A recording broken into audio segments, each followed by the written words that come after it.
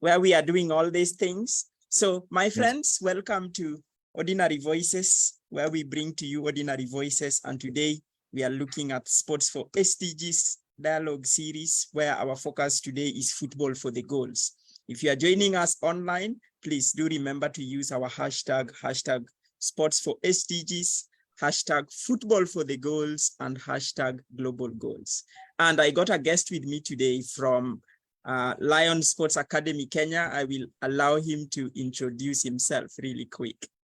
Gabriel, over to you. Thank you so much. I'm humbled greatly to have me here. It's a great privilege.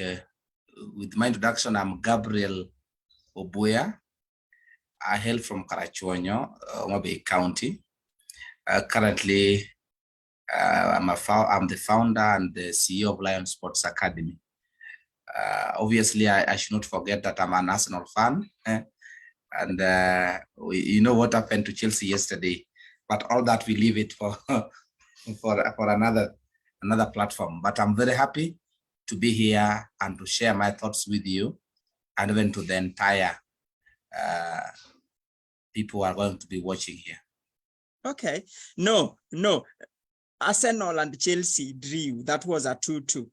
And I know what happened the other day. I'm also a fan of Arsenal. And what was interesting, I remember Pep, that was Man City and Kenya. That was interesting. I think that was good for us to win. And I think a really nice point to get this conversation started. So I know as we dive into sports, I know another member sometimes said that sports can be a very powerful tool that can be used to mobilize people, bring people to take actions, and do a lot of things. So then that is why probably we got here, Gabriel, and I'm glad you are joining the conversation. Yes. For you who have been following the Sustainable Development Goals and things going on around the globe, you see, they just said, according to the UN report, that 15% of the Sustainable Development Goals are on track. Yet we have 17 Sustainable Development Goals and 169 points to be achieved by 2030. But we are only 15% on track. So meaning a lot of things really needs to be done. But here then comes a sport, for example, football that we are going to talk about today, with over 3.5 billion fans. You can imagine if all these fans, just like you hear Gabriel telling me about Chelsea and Arsenal and all this, if all these fans and these players can be mobilized to inspire hope and mobilize other people to take actions towards the Sustainable Development Goals, a lot can be achieved. But I know you are wondering, how did we even get here? So my name is Peter. If you are meeting me for the first time, I run a group called Global Youth Forum, and under Global Youth Forum, we have managed to do 13 football tournaments across four counties in Kenya, hosting 121 football teams, getting 38 companies and organizations to donate towards our Football for Peace initiative. So how we've done that, a lot of things have always come our way. Other people have always wanted, hey, Peter, could we organize local tournaments in our communities? Could we do other sports and so many other things? So we call that as public demand. So due to public demand, we came up with an initiative called Sports for SDGs, where we want to get all the sports to advocate for a sustainable development goal. So we came up with a particular structure. So every sport, we have given them a sustainable development goal. But this is, again, very flexible depending on a person. Like, let's say somebody can be playing rugby, but they want to use rugby to advocate for decent work and economic growth. They are free to do that. And then we came up with the Sports for SDGs concept, where like now people like Gabriel now using football and other members using cricket, golf, and so many other things can also share, or we can also share our ideas on what worked under Football for Peace, so that they can also make their programs a success.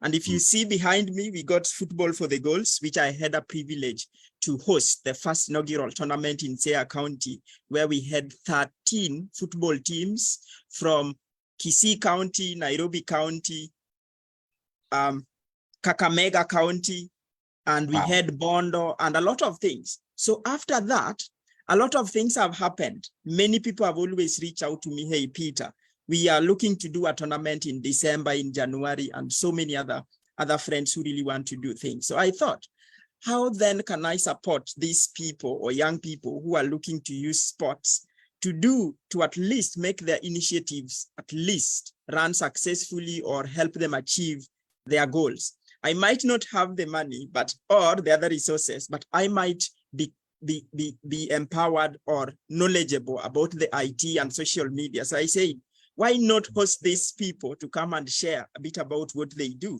So in a nutshell, that is what got us here. And I'm glad that Gabriel is joining us today. So if you are joining us online, please help spread the word, invite friends, and tag them along. So as Daniel dives in to tell us a bit about himself, I'd really love you to share, listen in, and if you do need a guide or something, please do reach out. So Gabriel, the floor is all yours. Talk to us about yourself now, probably like little bit about the sustainable development goal you advocate for, why you are doing all this that you are doing, and who are you. So the floor is yours.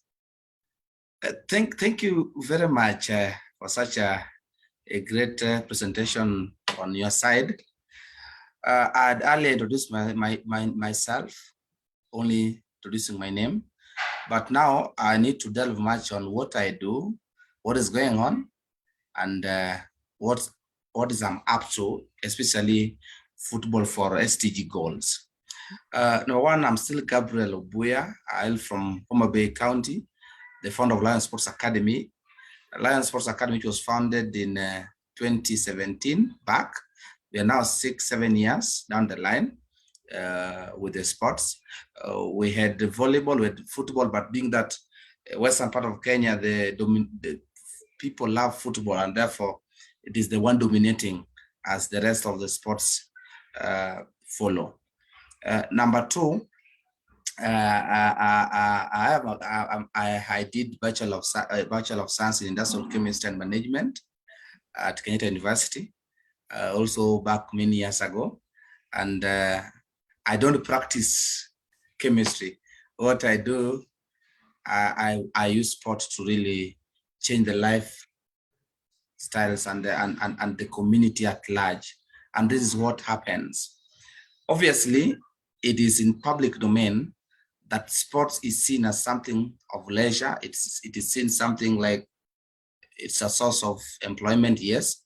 But in the rural communities or in grassroots level, sports is used to actually make sure that the kids are brought together and you can inculcate virtues that are really germane towards their development. When they are together, you can teach them and you can help them either mentally, physically, and so forth. Therefore, in a nutshell, Lion Sports Academy was founded with one goal: to make sure that the majority of kids who happen to be trans, who happens to be dropping out of school, go to school. And that's why I'm so much on quality education as one of the SDGs. And the rest will also follow as we discuss further. I think that's what I can say in briefly as we proceed with our discussion. Okay, a really good intro there, Gabriel. I love the fact that you are focusing on SDG 4, that is quality education. And then probably like now, if somebody like now was to dive more deep in, why quality education? Somebody will come and ask, why is Lions Sports Academy Kenya focusing purely on quality education? And what is the inspiration behind that? At one point, this one, let me speak in terms of the Homa Bay setup, which people, those who are watching also can attest to this. Mm-hmm. We have high number of dropouts. We have just when border borders were introduced, and being that we are close to the lake, many students or many children, school-going children, do drop out. One, because of high teenage pregnancies, also you understand, girls equally also drop out, boys equally drop out. But many people tend to give advice, pieces of advice. Oh, school is good, education is key to success. But in reality, there is what we call, we don't have relationship with them. Therefore, if you do sport in a community, you'll attract almost 70% of the youths around there. And when they're close to your no sports built character, you are able to inculcate, you are able to induce characters, virtues that are able to help them understand the need and the reason why they should go to school. And being that now, because it is an academy, in an academy, we start with under 9. It means that a kid who is 9-year-old goes through the process until 15. It means that there is no time for him or her to drop out of school, because there is what we call check and balances. There's monitoring and evaluation. If indeed, if there's a problem with the school fee, therefore Lion Sports Academy, we tend to try and make sure that we raise and mobilize for resources to take kids to school. The bright kids get scholarships, or those who are super talented get schools that are able to give them scholarships. And therefore, no one is left behind. If you're too bright, you get scholarship. If you are averagely bright and you're talented, you also get school scholarships that you actually do give them to play in different high school levels. And that's why education becomes #1 priority, because if you empower the whole society, all other aspects of SDGs are also empowered. And that's why education became #1 priority. Okay. It is interesting that you bring the issue of the borders and the sports being able to build character for these young people. And because like borders also, like people, they might not know if we are diving more into education, they might just like want to, yes, they want to make money. The money they get can also go to spoil these girls, and we can have early pregnancies and a lot of things in the community. And I'm glad you are using football to build the character for these young people within Homa Bay County. Next time I should be coming to Homa Bay and Mawego so I can join your tournaments. And those, yes, by the way, if you are joining us from Homa Bay or anybody from anywhere, please catch up with Gabriel to learn more. So now, I know you did send me a little bit of a good presentation.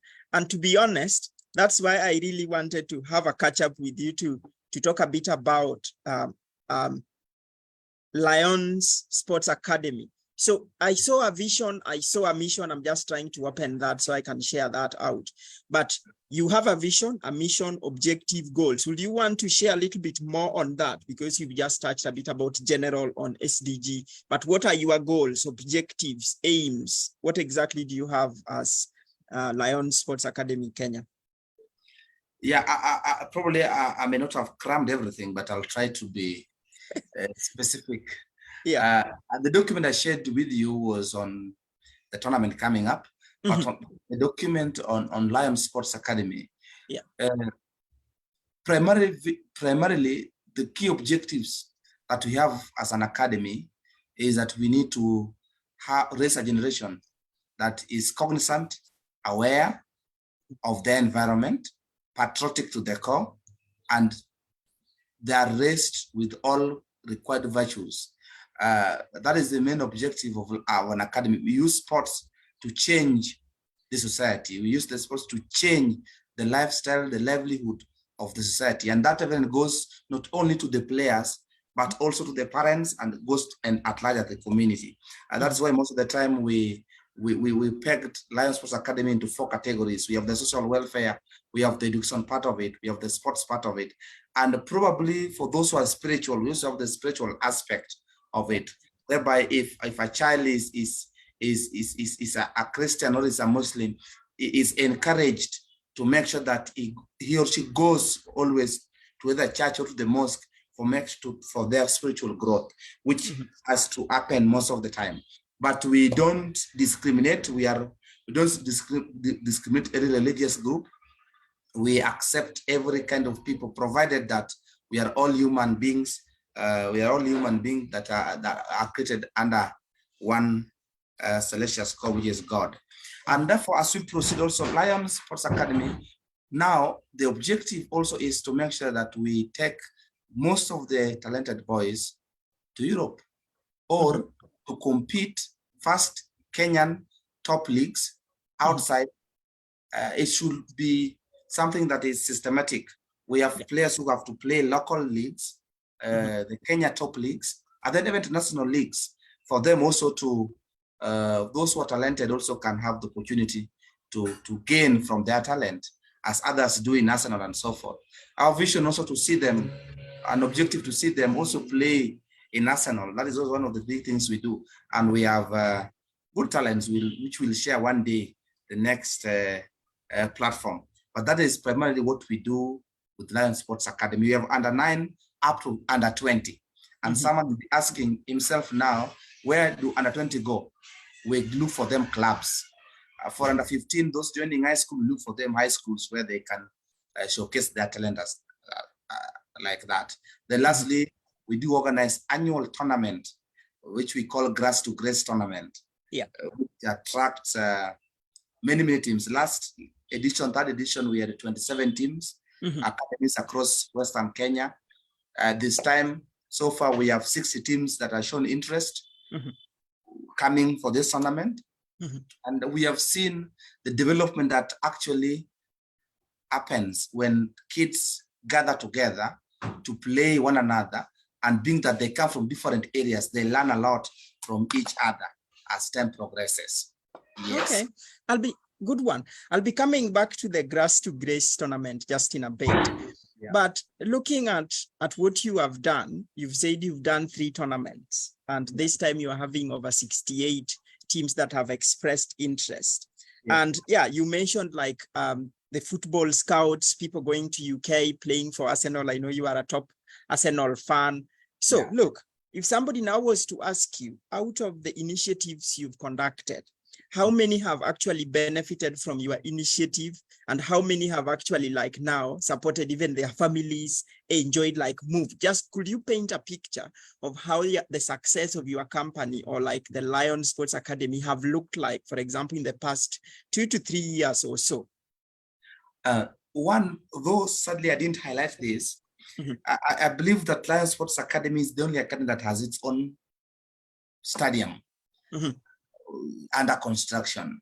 It's an academy that is a little bit not self-reliant, but we have our own training field that is only for Lion Sports Academy.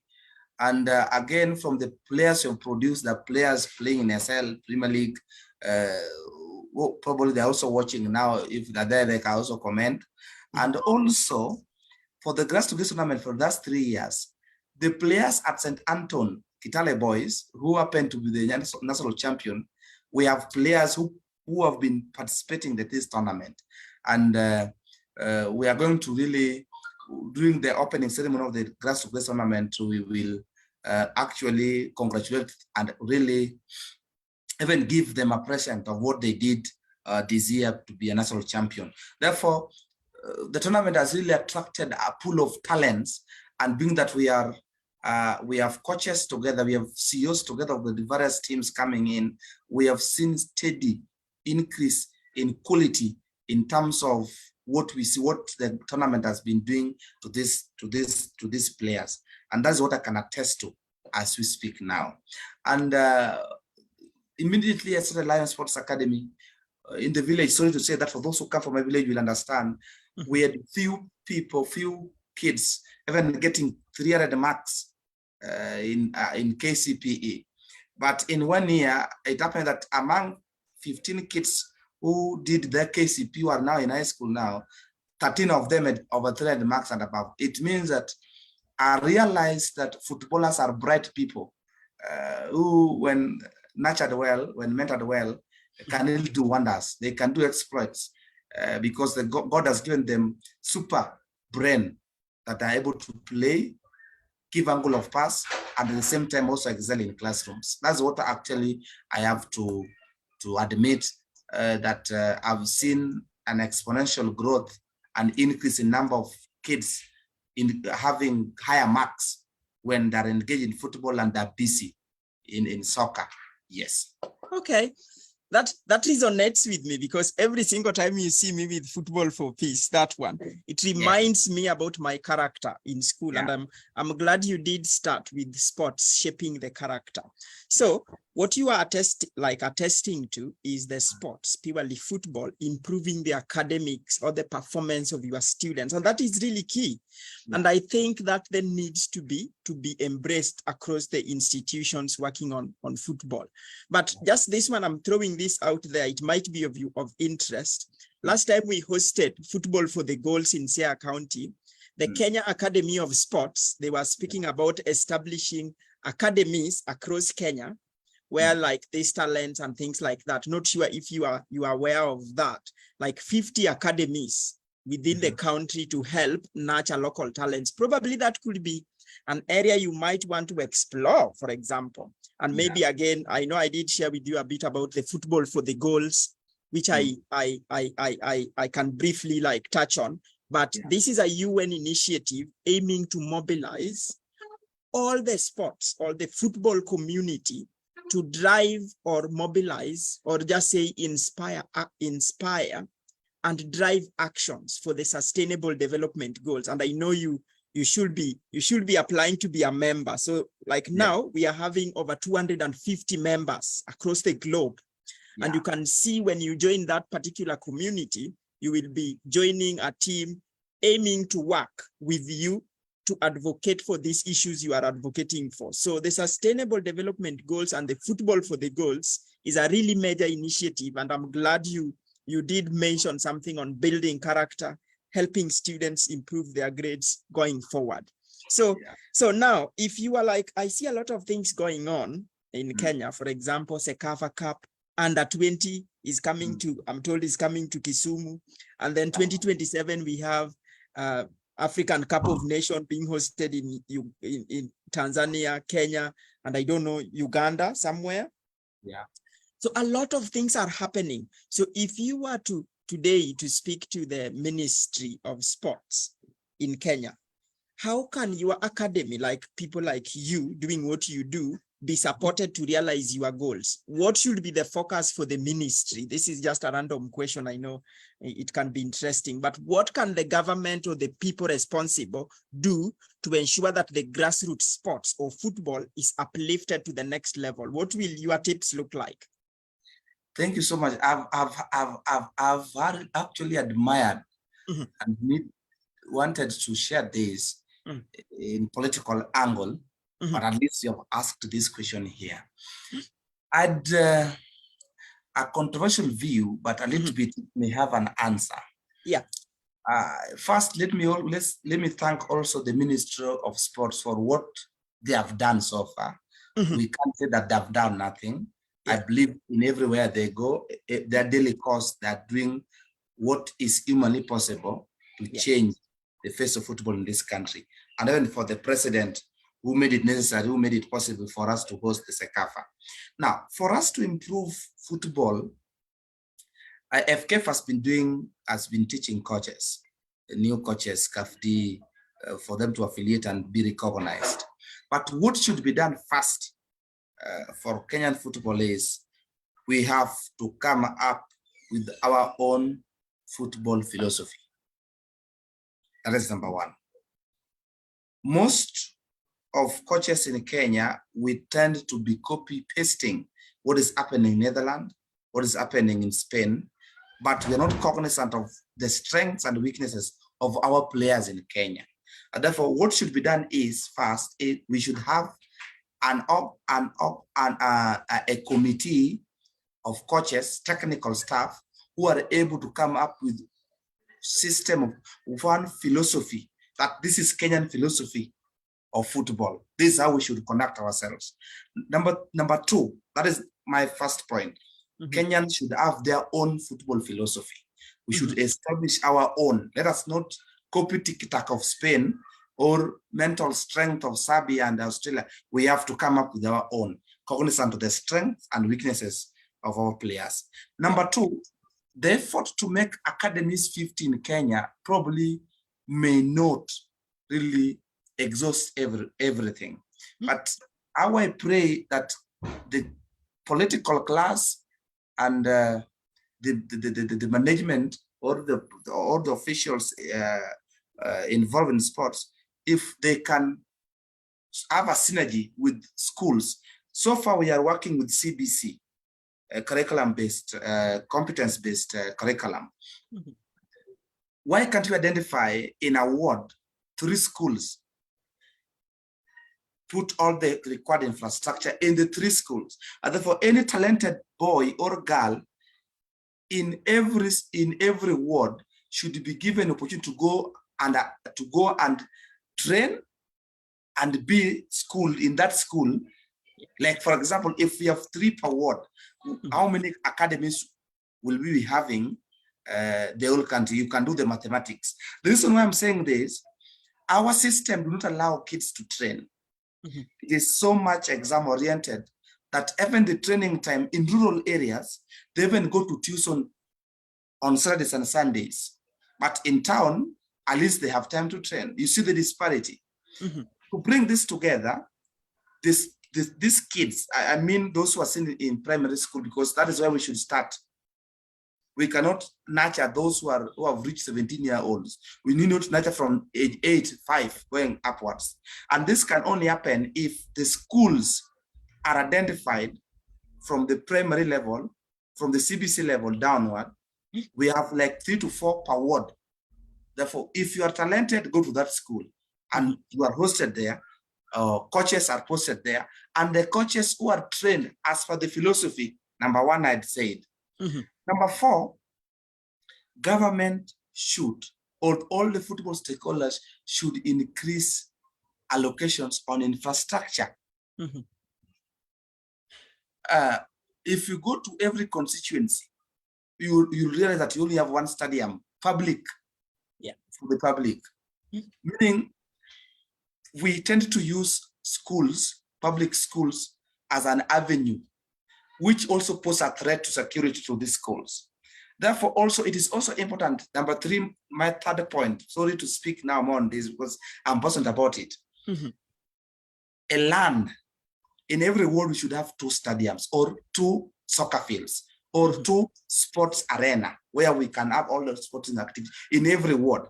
Because as time progresses, as we are going further, in future, land has been grabbed. There's no place where people can do exercise, where people can relax, because people have taken land as something that is a great asset and no one wants to donate. Therefore, the government should put an initiative that in every village, as it happens in Europe, that in everywhere you go, there's a public stadium where people train, where people have gym and everything.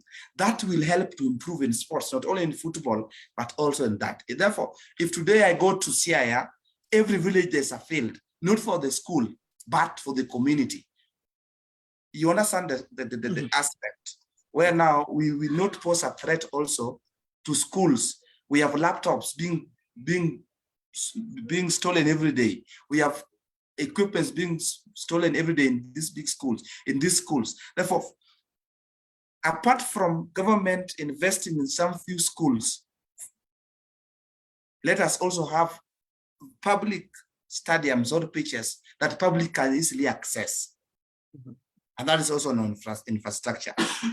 Lastly, instead of importing football, let's say soccer balls from Pakistan, why can't government, through even county government, start the initiative of producing, we should produce our own balls. This is why I'm saying this, that is my 4th point. Every club you go to, they train with 1 ball against 40 kids. It means that we are doing nothing. We are doing what we call we are only joking around, wasting time there. But we should have cheaper soccer balls that every kid can easily have what we call technique. Body-ball relationship can be improved because of the many balls. Therefore, the balls, if we are able to produce our own in this country, it might be cheaper and to do that. And lastly, we should always have what we call exchange programs with the European team, with the European coaches. We should be having every county having their own exchange programs. Today we are hosting Dortmund Borussia. Today we are hosting Roma, Chelsea Foundation. That is what is going to improve our football, but not having like tournaments. I see politicians having tournaments being played with over 35-year-old people. Lest we go down, start from the basics. That's why Lion Sports Academy so much putting much emphasis on grassroots tournament only for under 15 and under 17, not 35-year-olds who have exhausted their playing days and their time had lapsed. That's what I can see in a nutshell. Okay, Gabriel, very insightful there. I had not thought about those angle, but I need to echo this one. Land is being grabbed. So tell me, as if these people continue grabbing land, the community will not have a chance to get spaces to play. Yes. The second one, you've just touched on something that is very critical. Look at the tournaments now. In Nairobi, I'm told there is Sakaja Cup, and I know in Western we have, I don't know, what is it called? Malala Cup. Yes. And you have all these cups going around, but they are politically oriented. Yes. They are not talent oriented. They are vehicles to re-elections, if you see what I mean. Yeah. So I think you highlighting that is really key. And then the other one is, I just did mention on something Sports Academy, the Kenya Academy of Sports. You did say, well, 50 might not be enough. Doing your calculation, having three per county, that gives us around per county. I'm just looking at per county. Yeah. And that gives us 41 academies, for example, 141. Yes. So 150 is not enough. We need to stretch. And then your idea of having at least three schools, yes, having a well-established structure, that can be really good. Another one, you did bring a point in terms of having balls. When we were training and we were children, we used this handmade ball, you know. And I know Alive and Kicking out there, they are designing these balls and sending them. Yeah. How about the government working on producing their own balls and producing them at a low cost so that the local communities can also benefit? And why I echo these ones, you did touch on ensuring no one is left behind. Yes. You can't play football without infrastructure. You can't play without good resources and things like that. And then you touched on a key one, the exchange programs, the coaches, the friendly matches, the body, like a lot of things you really touched on there that I think members who will watch this, even the government who is listening, and I'm glad that Lions Academy Sport is moving towards that. I think with smaller organizations doing the right things everywhere across Kenya, I'm sure we will move the needle. But these sideshows of noises all over the place and social media, it might not get us to where we want because it is sideshows and waste of time. They're like, people want to be seen to be doing something, yet they're just like, they say it's window dressing. And I'm glad you did bring that up. And I think a lot really needs to be done if football is to go to the next level as far as it is envisioned. Now I see Talanta Hela. What is your thoughts on Talanta Hela, by the way, before I dive into the grass and grass to grace? What is your thoughts around the Talanta Hela concept? It is a good initiative, but sadly, not to criticize, we may have an idea, but do you have those capable of putting the ideas into practical shape? We have those having the will to see the objectives of Talanta Hela come to accomplishment. That is where the problem is as a country. We have, in fact, Kenyans have the best ideas, but we don't have those having the will. Leave alone resources, as people say that money must come first. No, the will to change things.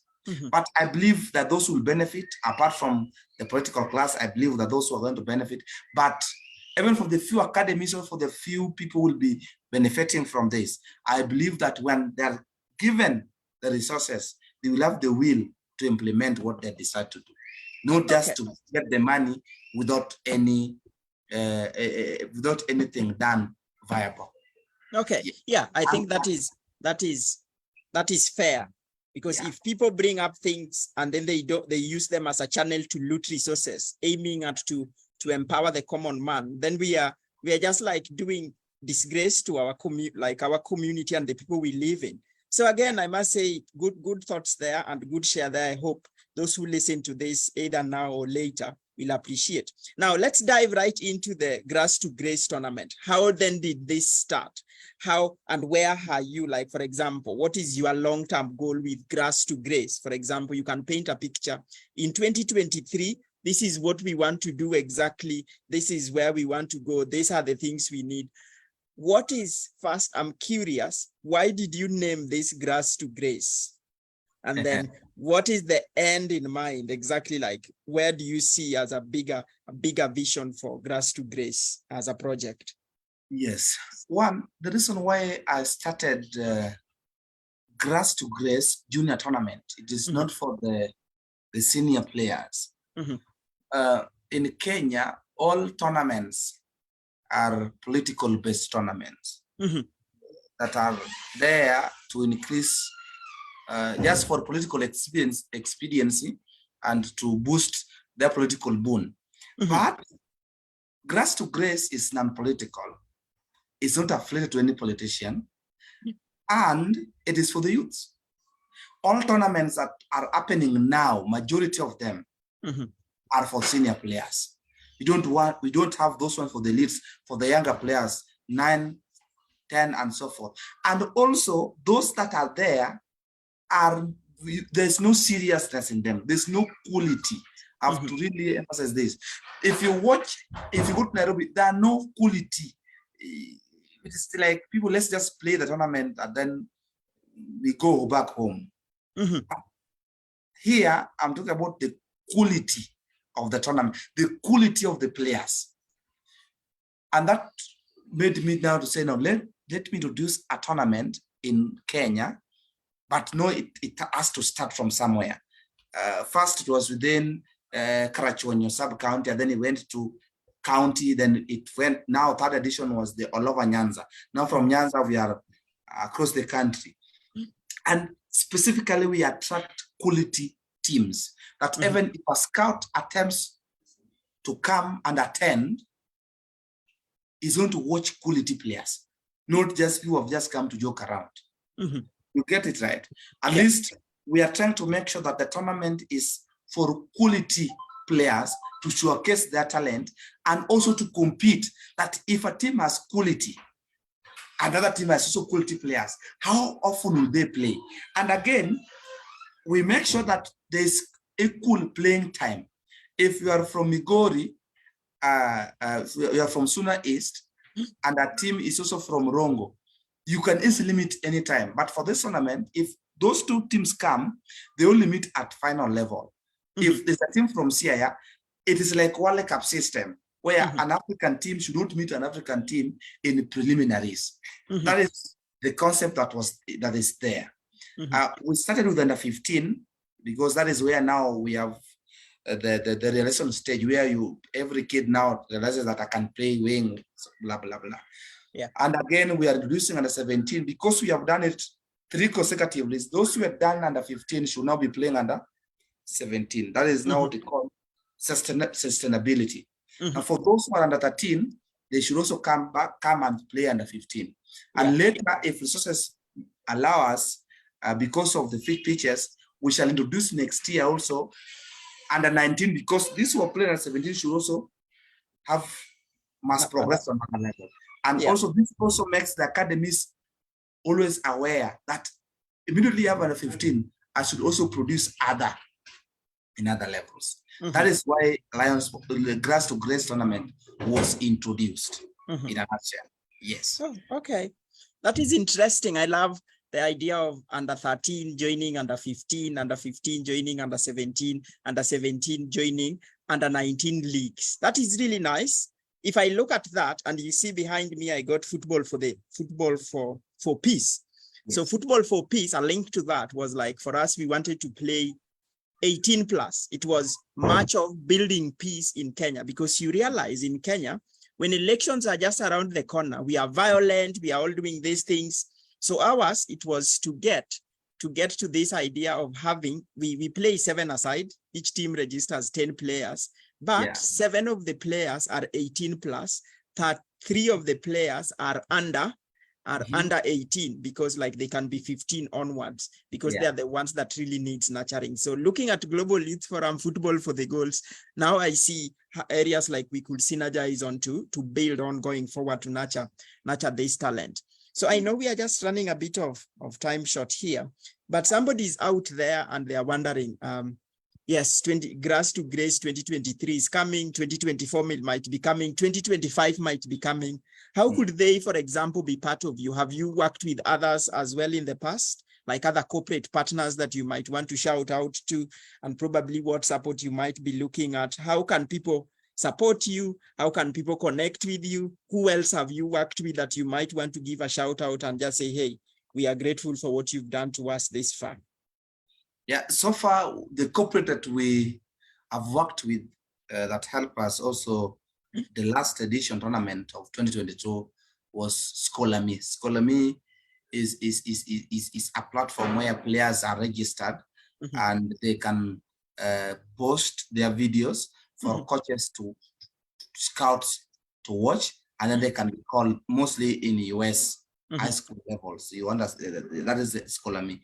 That is what we have. That is the only corporate we have ever worked with, and so far this year we have not gotten any corporate coming further, because most of the corporates, I may say, if I'm wrong, those who are willing to do are the betting companies. But because I'm dealing with the youths, those who are not 18 years and above, they're not allowed to bet, and therefore the betting companies may shy away, because by law they should not propagate betting for this kind of kids. But for those who are willing to partner with us towards this tournament, so far we have 60 teams. That means 60 times 20. That is the number of kids coming in. Grass to Grace attracts a huge number of fans. The stadium is always full. The 4 pitches being used are always full. The spectators are too many, and it is also attracting many big schools coming in to really scout for their players, and internationally. For any corporate listening outside there, you're highly welcome and really appreciated to come in, and we can put more effort to make sure this tournament becomes a success. Okay, so where will this year's tournament, like where will it be in Nairobi? Will it be in Western? Will it be in Kisumu? Which county will this tournament be, and what dates, for example? Tournament is going to be in Homa Bay County, Karachuonyo, which constituency, or we can say Rachuonyo North sub-county, specifically at Lion Stadium. And Lion Stadium is it is close to Mawego TTI. Mawego TTI is also a host. It has some fields which also will host other teams, because we have many pitches to play on. But we are the host. Lion Sports Academy is the host. Okay. It is along Rakwaro Daraja Leader Road, just there.